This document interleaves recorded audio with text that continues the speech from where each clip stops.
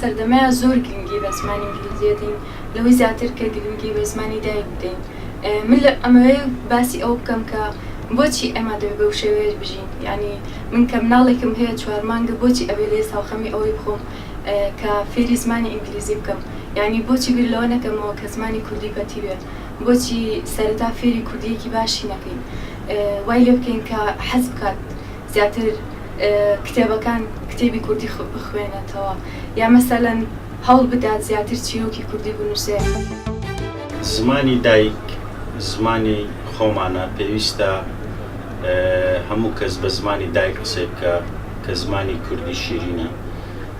پێویستە سنوورێک بۆ هەموو شوێنەکان دابنرێت، لەبەرەوەی ئێستا دەچیتە هەر شوێنێک لە مۆڵەکان لە هەر شوێنێک وای لێ هاتووە کەسی بیانی دانراوە. پێویستە لایەنی پەیوەندیدار چارەسەرێک بۆم کێشەیە بدۆزێتەوە.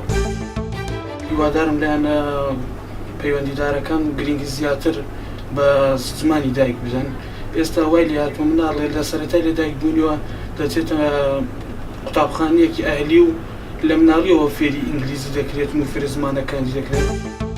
گەورەترین کێشە لە کوردستاندا ئێستا نەبوونی زمانێکی ستانداردە، لەبەرەوەی کە زمانێکی ستاندارد نییە ئێمە ناتوانین پەرەی پێ بدەین زمانەکە دەوڵەمەند بکەین و لە کەوتنە ناوەی زمانی بێگانە بیپارێزین یاخود وشەی بەدیلی بۆ بدۆزینەوە.